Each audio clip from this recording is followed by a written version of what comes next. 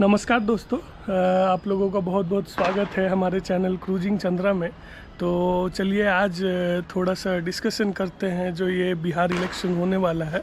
तो हमारे साथ है मलेंद्र कुमार, जिनको थोड़ा राजनीतिक ज्ञान है। तो चलिए उनसे जानते हैं कि ये बिहार इलेक्शन कैसा रहने वाला है। तो मलेंद्र जी, आप थोड़ा सा बताइए हमें कि बिहार इलेक्शन कैसा रहने वाला है और इस इलेक्शन में एनडीए या महागठबंधन या जनसुराज पार्टी अच्छा करेगी, आपको क्या लगता है उसके बारे में थोड़ा आप जानकारी दीजिए। देखिए, बिहार इलेक्शन जो है ना, अब एक तरफा एकदम एनडीए के लिए हो गया। महागठबंधन में जो सर फुटअव्वल हुआ है ना, उसको देख के तो जनता भी देख रही है। इन्होंने जो शुरुआत में बिहार में राहुल गांधी और तेजस्वी यादव ने जो पूरा बिहार में भ्रमण किया, उससे एक माहौल बना था। लेकिन जो भी माहौल बना था ना, वो ख़राब हो गया है। क्या कि इन्होंने ना मुकेश सहनी को कॉन्फिडेंस में लिया, न राहुल गांधी को कॉन्फिडेंस में लिया, और तेजस्वी यादव खुद को भी कॉन्फिडेंस में नहीं ले पाए। वहाँ पे देखिए, कुछ ऐसा सीट है जहाँ पे तीनों पार्टी लड़ रही है, आरजेडी, कांग्रेस और वीआईपी। कुछ सीट में देखिएगा तो वीआईपी सीपीआई है, तो कुछ सीट में देखिएगा तो सीपीआई कांग्रेस है। तो ये सर फुटअव्वल ही है।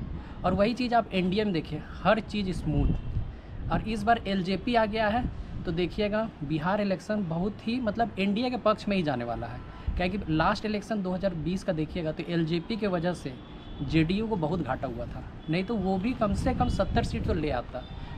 आप ऐसा सीट देखिएगा कि जहाँ पे एलजेपी का वोट की वजह से जेडीयू और का कैंडिडेट हारा मैक्सिमम।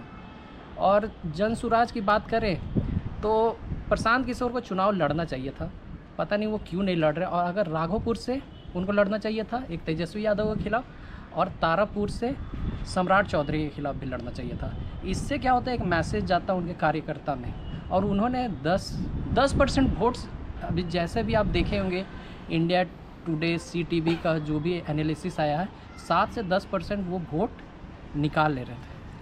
आपको क्या लगता है जनसुराज पार्टी जो कि नई पार्टी है इस इलेक्शन में, उनको कितनी सीटें आने वाली हैं आपको?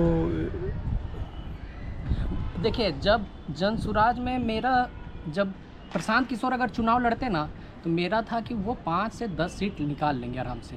लेकिन अब पता नहीं क्यों ये प्रशांत किशोर चुनाव क्यों नहीं लड़ रहे हैं। वो शुरुआत में बहुत मेहनत किए हैं, नो डाउट।